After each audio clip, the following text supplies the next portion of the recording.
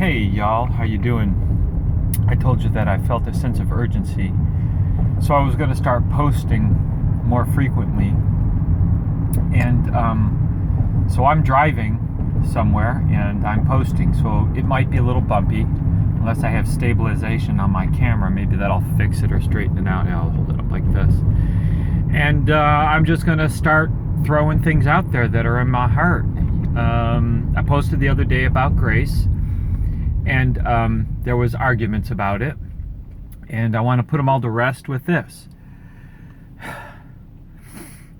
I don't think you all understand where I was going or what it's about. There's two different things at play here. Number one, I was talking about unbelievers. People that are not believers or brand new Christians that don't know anything, that are trying to learn a walk and walk this walk, which is difficult. This is a tough walk. I'm not going to be able to lead people to salvation by beating them over the head and running them off. How do I know that? Well, that's what I got. When I was getting at that place in my life where I was ready to receive, I had a couple of people bring the gospel to me, and it was not attractive because they were ugly about it. But I had a friend, a gentleman, bring it to me in such a way that he presented himself like a person that I could respect and admire. And I thought to myself, if this is a Christian, I want to be one. To do that, he had to get into my world. And again, he wasn't in sin or anything, but I worked out, I lift weights, and he wasn't really in shape or anything, but he wanted to go to the gym with me, and he just to hang out and talk to me. And I'm an athlete, I do sports and stuff, and he would come along and do stuff with me. He put himself in my world enough for me to see him act and react and behave, and it was somebody that I wanted to be like.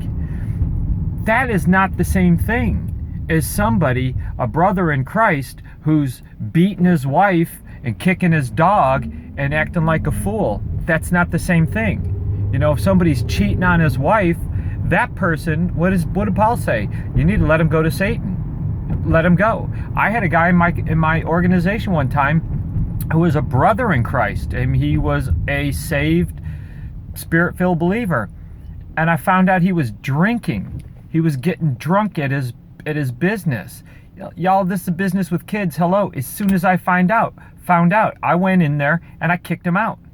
And I told him, I said, I love you, but you can't have this business anymore. You got to go.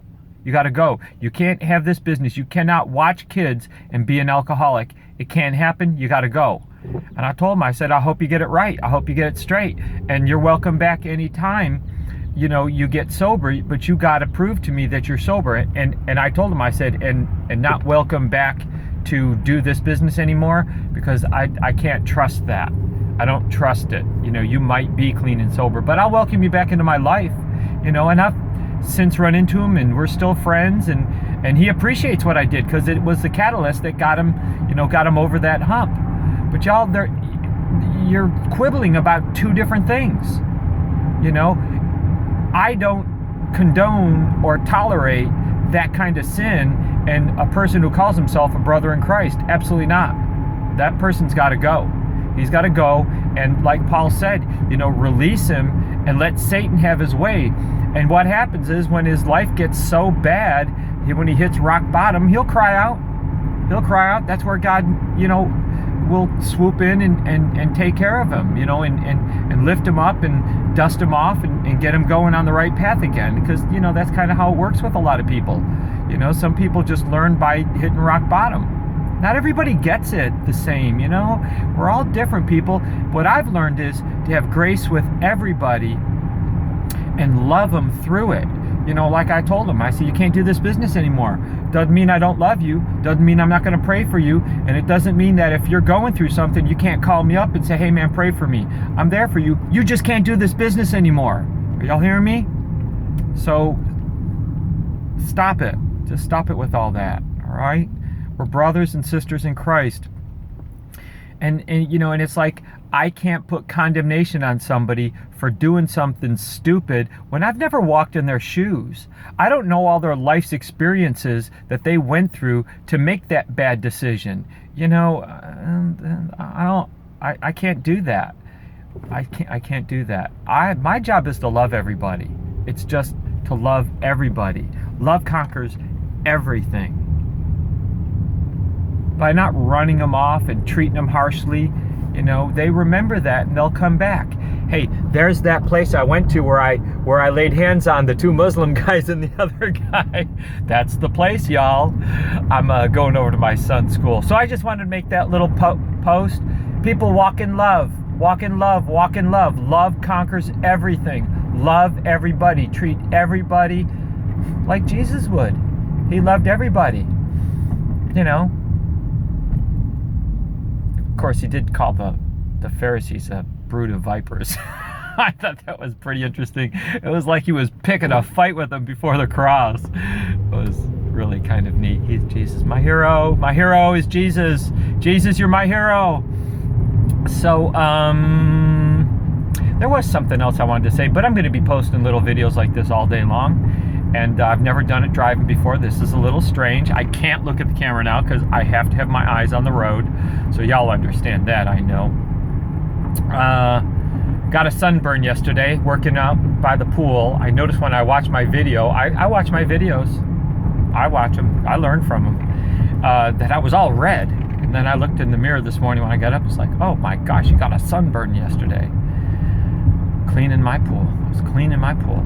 So y'all have a good day. I will be on later for a real post, a real message.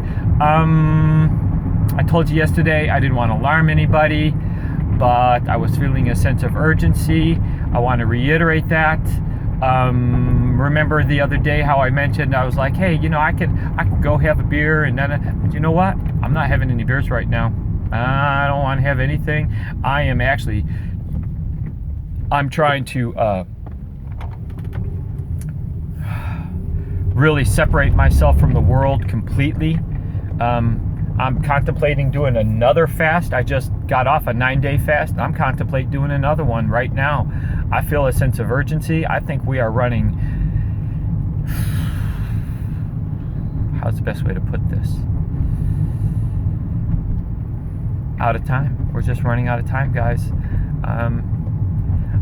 I think it's time to get our affairs in order, get your heart ready, really get into prayer with your Father. If there's anything in your life that you need to sweep out, get rid of it. Just get rid of it. It's time. I think it's time to go home, y'all. And I'll keep posting until we do. And I'll be bringing some. I'm sitting at a stoplight here, and this guy is just stopped in front of me. He's not going anywhere. He's not doing anything. And I'm about ready to give him a little beep and ask him to, move. Oh, the guy behind me did it. Go, y'all. Go. All right. I'm back on the road. Here we go. So, have yourself a wonderful Saturday. I will talk to you later. I'm doing a birthday party for about 25 5-year-olds today. Yay. Wish me luck. I may have to put myself in timeout afterwards. I put myself in timeout the other day. My class was really rowdy. They were just talking and talking. They're not supposed to talk. Martial arts, you don't talk. It's very disciplined. And they were just, the thing is, I've gotten so sweet as I've gotten older. I'm not as strict as I used to be. And my kids are just really comfortable with me. They're not afraid of me like they should be. Not that they should be afraid of me, but with the martial arts instructor, there's a fine line between respect and a little bit of fear, and they're just not afraid of me at all. they know I'm sweet, and they were just talking up a storm, and I had to make the whole lot of them do push-ups. I said, that's it. At the end of class, I kept barking at them and barking at them, and they wouldn't straighten up. They wouldn't stop talking, and finally I just said, that's it, everybody down, give me 25 push-ups. And they looked at me like, what? You don't ever make us do push-ups anymore. I'm like, I'm serious. Get down. And they were like, it was funny because they were looking at each other like, is he really serious? Is he making us do push-ups? And I said, yes. Get down and give me 25 push-ups. And then afterwards, I had an assistant. I said, okay, that's it. You take over. I'm done. And one of the mom goes, what's the matter? They get to you? And I said, yeah, I put myself in timeout. I put myself in timeout. And it kind of it reminds me of that time in Exodus. Remember when God gave Moses the 10 Commandments. I hope I didn't tell this story already.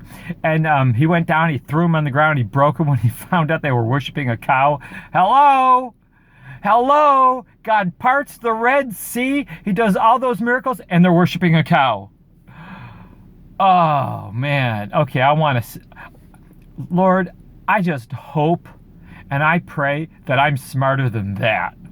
That I would not do that. But you never know. Because they were in bondage for 400 years. It may just have been the thing, and don't we, no, that's why he says you don't judge people. But anyways, Moses goes back up on the mountain, and God makes him another set of tablets. And God's talking to him, and they're doing it again. They're not worshiping a cow, but they're acting stupid again. And God tells Moses, dude, go down there. They're at it again. Oh my gosh. He said, listen to me. You go forth and you take them forth, and I'm not going with you. I'm going ahead. God put himself in timeout, y'all. He said, if I go with them, I'm going to kill him. So I'm not going to go. You go. I'll go ahead. Oh, come on. That's funny. Tell me, you can't tell me that's not funny. God put himself in timeout. I have to laugh at that. If nobody else laughs with me, I have to laugh at that. That is hysterical to me. From the first time I read that, I cracked up laughing because I deal with kids. I know what he's talking about. Like the other day when I was like, I'm done. I'm done with this class. I put myself in timeout. I didn't want to yell at them anymore. I was like, if I keep yelling at these guys, I'm going to hurt their feelings because they were talking so much. You know what? I'll just put myself in timeout. So anyways, I wanted to share that with you. Have a lovely day, and I'll be back later. Bye.